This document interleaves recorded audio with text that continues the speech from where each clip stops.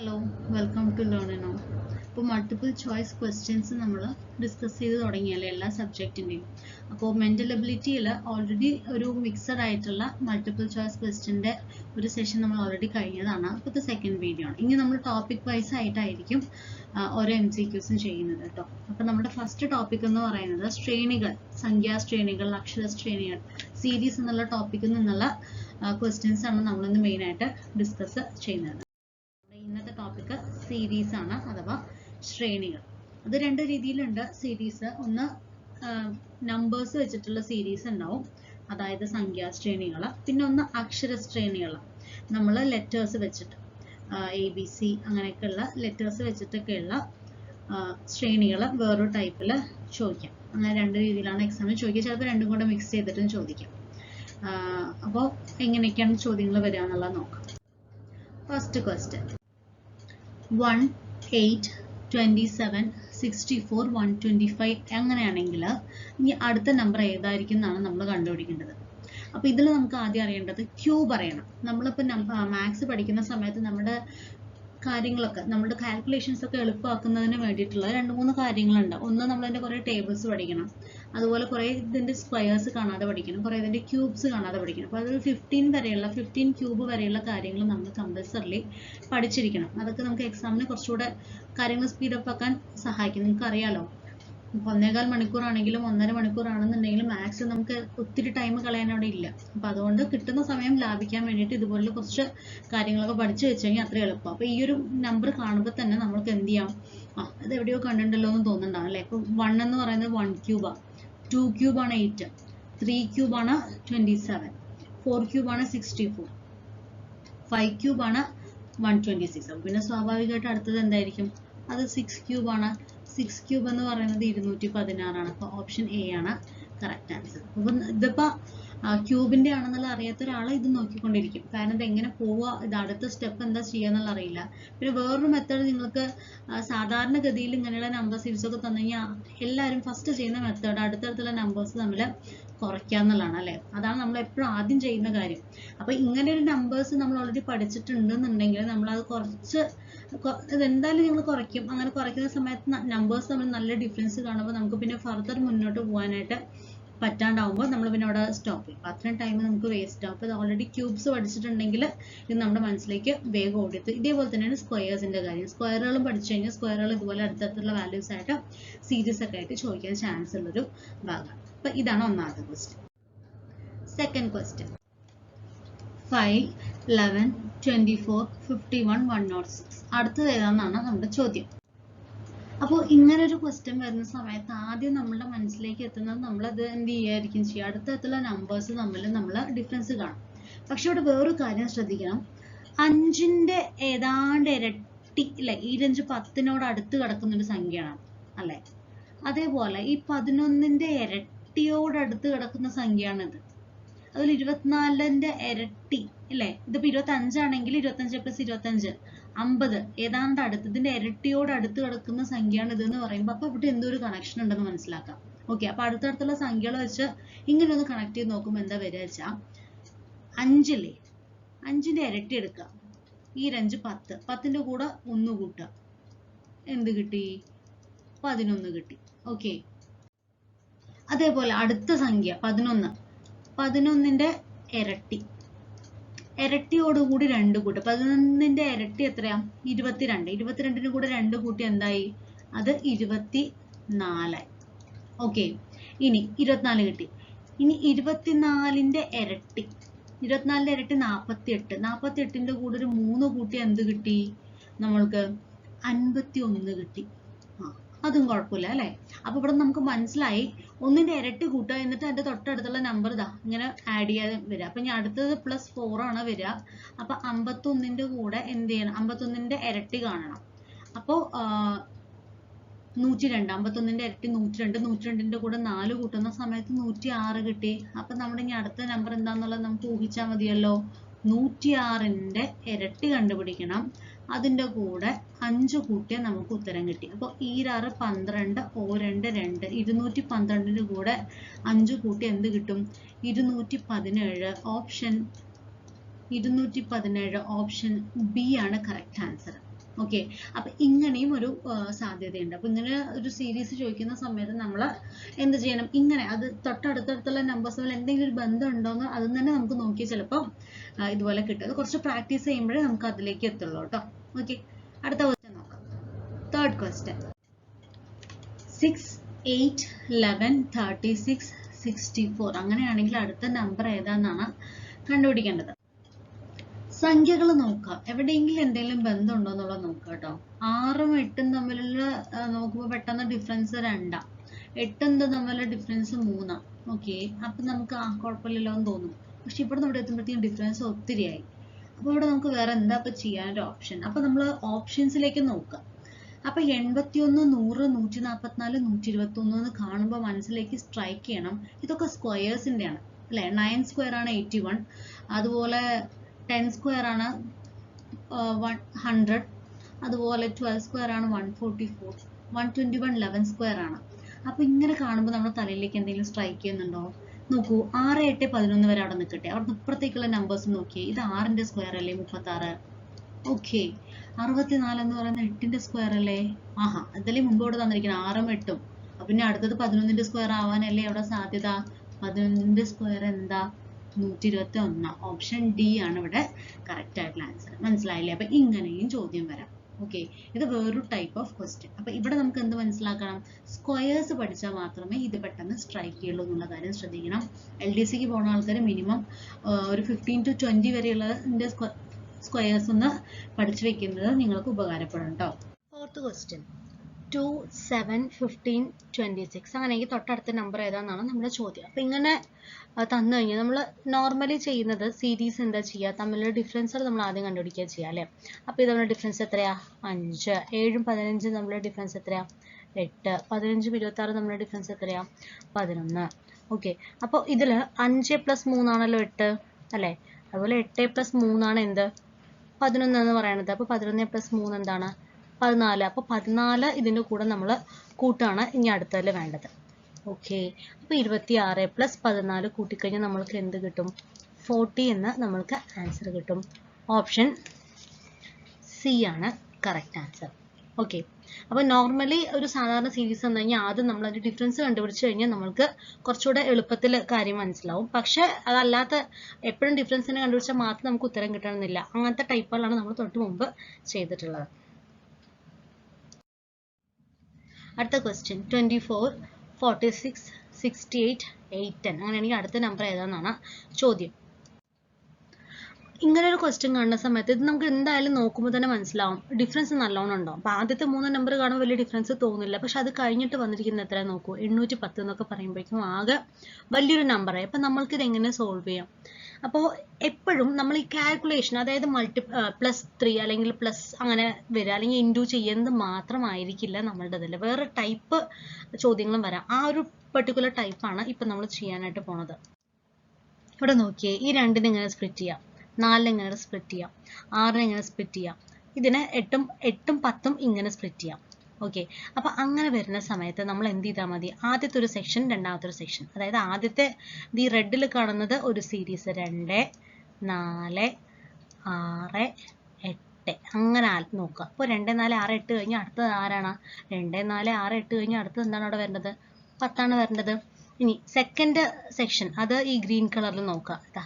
4, 4 + 2 6, 6 + 2 8, 8 + 2 10 അല്ലെ. 10 കഴിഞ്ഞ് കഴിഞ്ഞാൽ അടുത്ത് +2 ചെയ്ത് കഴിഞ്ഞാൽ എന്താ കിട്ടുക? 12 ആണ് കിട്ടുക. അപ്പൊ 10, 12 ആണ് നമ്മുടെ ഉത്തരം. ഓപ്ഷൻ സി ആണ് ആൻസർ. അപ്പൊ ഇങ്ങനെയും ചോദ്യം വരാം. അപ്പൊ എപ്പോഴും നമ്മൾക്ക് ഇങ്ങനെ തന്നെ ഒന്നുകിൽ സ്ക്വയറിന്റെ ആവാം, അല്ലെങ്കിൽ മൾട്ടിപ്ലിക്കേഷൻ ആവാം, ഏതിന്റെങ്കിലും, അല്ലെങ്കിൽ ഏതെങ്കിലും ക്യൂബ്സിന്റെ ആവാം എന്ന് മാത്രം നമ്മൾക്കല്ല, ഈ രീതിയിലും ചിലപ്പോൾ എന്ത് ചെയ്യാൻ പറ്റും? ഒരു പെർട്ടിക്കുലർ സീരീസിനകത്ത് തന്നെ 2 സീരീസ് വന്നില്ലേ. അപ്പൊ ഇങ്ങനെയും ചോദ്യം ചോദിക്കാം. ഇതും ഒരു എളുപ്പമുള്ള ടൈപ്പ് ക്വസ്റ്റ്യൻ ആണ്. പക്ഷെ അതെങ്ങനെയാണെന്നുള്ള ലോജിക്ക് മനസ്സിലായി കഴിഞ്ഞാൽ അത് എളുപ്പമുള്ളൂ കേട്ടോ. 6th question. -2, 4, 22, 58, 118 അടുത്തത് ഏതാണെന്നാണ് നമ്മുടെ ചോദ്യം. അപ്പൊ -2ഉം 4ഉം തമ്മിലുള്ള ഡിഫറൻസ് എത്രയാണ്? 6. 2 അല്ലല്ലോ, -2 അല്ല. അപ്പൊ -2, 0, 1, 2, 3, 4 എടുക്കുന്ന സമയത്ത് 6 എണ്ണം വരും. 4ഉം 22ഉം തമ്മിലുള്ള വ്യത്യാസം എന്താ? അത് 18 അല്ലേ. 18ഉം 4ആണ് 22. ഇനി 58ഉം 22ഉം തമ്മിലുള്ള വ്യത്യാസം എത്രയാ? 36 അല്ലെ. 58ഉം 118 തമ്മിലുള്ള വ്യത്യാസം എന്താ? 60. ഇങ്ങനെ നോക്കുന്ന സമയത്തെ ഇപ്പോൾ ഉള്ള നമ്പേഴ്സിന്റെ പ്രത്യേകത ഒന്ന് നോക്കാം. 1 into 6 equal to 6, 3 into 6 equal to 8, 6 into 6 equal to 36, 10 into 6 equal to 60 അല്ലെ? ഇനി ഈ തുടക്കത്തിലെ നമ്പേഴ്സ് നോക്കൂ. 1ഉം 3ഉം തമ്മിലുള്ള ഡിഫറൻസ് എത്രയാ? 1ഉം 3ഉം തമ്മിലുള്ള ഡിഫറൻസ് 2 ആ അല്ലെ? 3ഉം 6ഉം തമ്മിലുള്ള ഡിഫറൻസ് എത്രയാ? 3 ആ അല്ലെ? 6ഉം 10ഉം തമ്മിലുള്ള ഡിഫറൻസ് എത്രയാ? 4 ആ. ഓക്കെ, അപ്പൊ അടുത്ത സംഖ്യ എന്തായിരിക്കണം? 15 അല്ലെ? ഇതും ഇതും തമ്മിലുള്ള ഡിഫറൻസ് 5 ആയിരിക്കണം അടുത്ത. അപ്പൊ 15 into 6 എന്തായിരിക്കണം? 90 ആയിരിക്കണം അടുത്ത നമ്പർ തമ്മിലുള്ള ഡിഫറൻസ് വരേണ്ടത്. അതായത് ഈ നമ്പറും തമ്മിലുള്ള ഡിഫറൻസ് ഇവിടെ എന്തായിരിക്കണം വരേണ്ടത്? അത് 90 ആണ്. ഇത് തമ്മിലുള്ള ഡിഫറൻസ് അല്ലേ 60. അപ്പൊ ഈ രണ്ട് നമ്പറും തമ്മിലുള്ള ഡിഫറൻസ് 90 വരണമെങ്കിൽ എന്ത് ചെയ്താൽ മതി? 118ന്റെ കൂടെ 90 കൂട്ടിയാൽ മതി. 118ന്റെ കൂടെ 90 കൂട്ടിയാൽ നമുക്ക് എന്ത് വരും? 8 9 10 ശിഷ്ടം 1 1 1 2 208 ആണ് ഇവിടെ ആൻസർ. ഓപ്ഷൻ എ ആണ് കറക്റ്റ് ആയിട്ടുള്ള ആൻസർ. മനസ്സിലായോ? അപ്പൊ ഇവിടെ നമ്മൾ ശ്രദ്ധിക്കുക, ചിലപ്പോൾ ഈ മൈനസ് എടുക്കാതെ പോയി കഴിഞ്ഞാൽ ഇത് ആകെപ്പാടൊരു കൺഫ്യൂഷൻ. കാരണം 2 4 2 പിന്നെ ബാക്കിയുള്ളൊക്കെ ഒരേ ഓർഡറിൽ നമുക്ക് തോന്നും. അപ്പൊ അതുകൊണ്ട് ചെയ്യുന്ന സമയത്ത് എന്ത് ചെയ്യണം? നമ്മൾ മൈനസ് വാല്യൂ ഒക്കെ ഉണ്ടെങ്കിൽ അതും കൂടെ ഒന്ന് കൺസിഡർ ചെയ്യാൻ മറക്കരുത്. അപ്പൊ ഇവിടെ ഓപ്ഷൻ എ ആണ്, 208 ആണ്. അടുത്ത ക്വസ്റ്റ്യൻ 8 28 116 584 അങ്ങനെയാണെങ്കിൽ അടുത്ത നമ്പർ എന്താണെന്നാണ് നമ്മുടെ ചോദ്യം. ഇവിടെ തന്നിരിക്കുന്ന സീരീസ് നോക്കുമ്പോൾ ഡിഫറൻസ് കണ്ടുപിടിച്ചിട്ട് നമുക്ക് വലിയൊരു ഗുണം കാണില്ല. കാരണം നല്ല ഡിഫറൻസ് ഉണ്ട് എല്ലാ നമ്പേഴ്സും തമ്മിൽ. നോക്കൂ, ഇവിടെ 8 28 എടുക്കുമ്പോൾ പിന്നെയും കുഴപ്പമില്ല. ഇവിടെ നിന്ന് ഇങ്ങോട്ടേക്ക് എത്തുമ്പോഴേക്കും കുറച്ച് വലുതായി, ഇവിടെ നിന്ന് ഇങ്ങോട്ടേക്ക് എത്തുമ്പോഴേക്കും കുറച്ചുകൂടെ അല്ലെ, ഇവിടെ നിന്ന് ഇങ്ങോട്ടേക്ക് എത്തുമ്പോഴേക്കും ഒത്തിരി വലുതായി. അപ്പൊ ഇങ്ങനെയുള്ള സീരീസിന് പിന്നെ ചിലപ്പോൾ എന്തെങ്കിലും മൾട്ടിപ്ലിക്കേഷൻ എന്തെങ്കിലും ചെയ്യാണ്ട് എന്തായാലും ഇത്രയും വലിയ വാല്യൂ വരില്ല എന്നുള്ളത് മനസ്സിലാക്കണം. അപ്പൊ ഇവിടെ ചെയ്യുന്ന മെത്തേഡ് എന്താ വെച്ച് കഴിഞ്ഞാൽ, ഈ ഫസ്റ്റ് നമ്പറില്ലേ, ഈ ഫസ്റ്റ് നമ്പറിന് എന്ത് ചെയ്തു? ഇൻറ്റു 3 ചെയ്തു, എന്നിട്ടൊരു 4 കൂട്ടി. അപ്പൊ എന്ത് വന്നു? 3 24, 24 പ്ലസ് 4 എന്ത് കിട്ടി? 28 കിട്ടി. അതാണല്ലോ സെക്കൻഡ് നമ്പർ. ഓക്കെ, അപ്പോൾ ഈ 8 ഇൻറ്റു 3 പ്ലസ് 4 ചെയ്തപ്പോൾ 28 കിട്ടി. അപ്പൊ ഈ സെക്ഷൻ കഴിഞ്ഞു. ഇനി അടുത്തത് എന്ത് ചെയ്യണം? അപ്പൊ ഇനി അടുത്തത് 28. 28 നമ്മൾ ഇനി എന്താ ചെയ്യണം? ഇൻറ്റു 4. 28 ഇൻറ്റു 4 ചെയ്ത് കഴിഞ്ഞാൽ എന്ത് വരും? 4 32 3 24 8 2 10 1 11. ഇതിന്റെ കൂടെ നമ്മൾ 4 കൂട്ടിക്കഴിഞ്ഞാൽ നമുക്ക് എന്ത് കിട്ടും? 116 കിട്ടും. അപ്പൊ +4 ആണ്. ഓക്കെ, അപ്പൊ മനസ്സിലായി. മൾട്ടിപ്ലൈ ചെയ്യുന്നത് അടുത്തടുത്തുള്ള നാച്ചുറൽ നമ്പർ ആണ്, ആഡ് ചെയ്യുന്നത് 4 ആണെന്നുള്ള കാര്യം ഒരു ഐഡിയ കിട്ടിയല്ലോ. ഇനി 116 ഇൻറ്റു അടുത്ത സംഖ്യ അപ്പം എന്തായിരിക്കണം? 5 ആയിരിക്കണം. നോക്കാം, 116 ഇൻറ്റു 5 ചെയ്ത് കഴിഞ്ഞാൽ 6 5 30 3 1 5 3 8 1 5 പ്ലസ് 4 നമ്മൾ ചെയ്യുന്നു. 584 കൂടെ 4 കൂട്ടിയാൽ എന്ത് കിട്ടുന്നു? 584 എന്ന് കിട്ടുന്നു. ഓക്കെ, അപ്പൊ നമ്മൾക്ക് മനസ്സിലായി ഇങ്ങനെയാണ് ചെയ്യേണ്ടത്. അപ്പൊ ഞാൻ അടുത്തത് ഇനിയിപ്പോ ഒന്നും പറയണ്ടല്ലോ. 584ന്റെ കൂടെ എന്ത് നമ്മൾ മൾട്ടിപ്ലൈ ചെയ്യണം? തൊട്ടടുത്ത നമ്പർ 6 മൾട്ടിപ്ലൈ ചെയ്യണം. പ്ലസ് 4 ചെയ്ത് കഴിഞ്ഞാൽ നമുക്ക് എന്ത് കിട്ടും? ആൻസർ 3508. ഓപ്ഷൻ ഡി ആണ് കറക്റ്റ് ആൻസർ. ഓക്കെ, അപ്പൊ ഇങ്ങനെ ഡിഫറൻസ് വന്നു കഴിഞ്ഞാൽ, ഒത്തിരി ഡിഫറൻസ് ഉണ്ടെന്നുണ്ടെങ്കിൽ അപ്പൊ നമ്മൾ മനസ്സിലാക്കണം അവിടെ എന്തോ മൾട്ടിപ്ലൈ ചെയ്തത് കൊണ്ടാണ് ഇത്രയും വലിയൊരു വാല്യൂ വന്നെന്നുള്ളത് മനസ്സിലാക്കണം. ഓക്കെ, അടുത്ത ക്വസ്റ്റ്യൻ 240 240 120 40 10. ഓക്കെ, അപ്പൊ ഫസ്റ്റ് രണ്ട് നമ്പർ അവിടെ റിപ്പീറ്റ് ചെയ്ത് വന്നിരിക്കുകയാണ്. പിന്നെ വരുന്ന നമ്പർ ഇതിന്റെ പകുതിയാണ്. അപ്പൊ ഇവിടെ നമുക്ക് എങ്ങനെയാണ് മുന്നോട്ട് പോകാന്നുള്ളത് നോക്കാം. ഇത് രണ്ട് സംഖ്യ ഒരേപോലെ വന്നോണ്ട് നമുക്ക് നോക്കാം. ഇത് നമ്മൾ ഇതിന്റെ പകുതിയാണെന്ന് നമുക്ക് ഇവിടെ എത്തിയപ്പോൾ തന്നെ മനസ്സിലായില്ലേ? അപ്പൊ ഇത് പകുതിയാണ്. അപ്പൊ അങ്ങനെ പകുതി ഇരട്ടി പറഞ്ഞ ആ രീതിയിൽ എന്തോ ആണ് ഇവിടെ പോകണമെന്നുള്ള ഒരു ഐഡിയ കിട്ടും. നമുക്ക് നോക്കിയാലോ. അപ്പൊ 240 ഡിവൈഡഡ് ബൈ 240, അല്ലെങ്കിൽ വേണ്ട, 240നെ നമ്മൾ എന്ത് ചെയ്തു? ഡിവൈഡ് ബൈ 1 ചെയ്തു. എന്ത് കിട്ടി? 240 കിട്ടി. അതാണല്ലോ നമ്മുടെ സെക്കൻഡ് നമ്പർ. ഓക്കെ, ഈ തന്നിരിക്കുന്ന നമ്പറിനെ ഡിവൈഡ് ബൈ 1 ചെയ്തപ്പോൾ എന്ത് കിട്ടി? 240 കിട്ടി. ഇനി ഈ 240നെ ഡിവൈഡ് ബൈ 2 ചെയ്തപ്പോൾ എന്ത് കിട്ടി? 120 കിട്ടി. അതാണ് അടുത്ത നമ്പർ. ഓക്കെ, ആ 120നെ ഡിവൈഡ് ബൈ 3 ചെയ്ത് കഴിഞ്ഞാൽ നമുക്ക് എന്ത് കിട്ടും? 40 കിട്ടും. ഓ, അതാണല്ലോ അടുത്ത നമ്പർ. ഓക്കെ, ഇനി അടുത്തത് ഈ 40 ഡിവൈഡ് ബൈ 4 ചെയ്താൽ നമുക്ക് എന്ത് കിട്ടും? 10 കിട്ടും. അതാണല്ലോ അടുത്ത നമ്പർ. അപ്പൊ സ്വാഭാവികമായിട്ടും ഇത് 1 2 3 4 ആണെങ്കിൽ ലാസ്റ്റ് വരുന്നത് എന്തായിരിക്കും? 10 ഡിവൈഡ് ബൈ 5 ആയിരിക്കും. അത് എത്ര ആൻസർ വരിക? അത് 2 ആണ്. ഓപ്ഷൻ സി ആണ് കറക്റ്റ് ആൻസർ. ഓക്കെ, അപ്പൊ ഇങ്ങനെയുള്ളത് വന്നു കഴിഞ്ഞാൽ നമുക്ക് അതാണ് ഇടയ്ക്ക് തന്നെ നമുക്ക് മനസ്സിലൊരു പകുതി കിട്ടണമെന്ന് മനസ്സിലാക്കി കഴിഞ്ഞാൽ അപ്പൊ മനസ്സിലാക്കാൻ ഇവിടെ എന്താ ചെയ്തിരിക്കുന്നത്, മൾട്ടിപ്ലിക്കേഷൻ അല്ല, ഇവിടെയും നമ്മൾ ഡിവിഷൻ ചെയ്തുകൊണ്ടാണ് ഈ രീതിയിലുള്ള ഒരു സീരീസ് പോയത് എന്നുള്ളത് മനസ്സിലാക്കാം. ഓക്കെ, അപ്പൊ ഇവിടെ ആൻസർ ഓപ്ഷൻ സി ആണ് കറക്റ്റ് ആൻസർ. 9th question 13, 20, 32, 24, 43, 35, 54, 46 എന്ന് കാണുമ്പോൾ തന്നെ നമുക്ക് എവിടെയോ ഒരു പരിചയം തോന്നുന്നുണ്ടല്ലോ. നമ്മൾ തൊട്ട് മുമ്പ് ഇതേപോലെ ഒരു സീരീസ് ചെയ്ത അല്ലെ, ഈ ഒക്കെ നോക്കൂ, ഒരു അടുപ്പിച്ചടുപ്പിച്ചുള്ള നമ്പർ നോക്ക്. ഇത് 1 കഴിഞ്ഞാൽ 2, 2 കഴിഞ്ഞാൽ 3, 3 കഴിഞ്ഞാൽ 4. ഓക്കെ, അതേപോലെ അതിന്റെ അടുത്ത നമ്പർ എടുക്കണമെന്നുണ്ടെങ്കിൽ 3 കഴിഞ്ഞാൽ 4, 4 കഴിഞ്ഞാൽ 5, അപ്പൊ 5 കഴിഞ്ഞാൽ അടുത്ത എന്താ വരിക, 6 ആണ് വരിക. ഓക്കെ, അതിന്റെ തൊട്ടടുത്ത സംഖ്യ നമ്മൾ കൺസിഡർ ചെയ്യുകയാണെന്നുണ്ടെങ്കിൽ 2 കഴിഞ്ഞാൽ 3, 3 കഴിഞ്ഞാൽ 4, 4 കഴിഞ്ഞാൽ ഇവിടെ എന്താ വരിക, 5. ഓക്കെ, അപ്പോൾ ഇവിടെ എന്താ ആൻസർ വരിക, ഓപ്ഷൻ ഡി ആണ് കറക്റ്റ് ആൻസർ.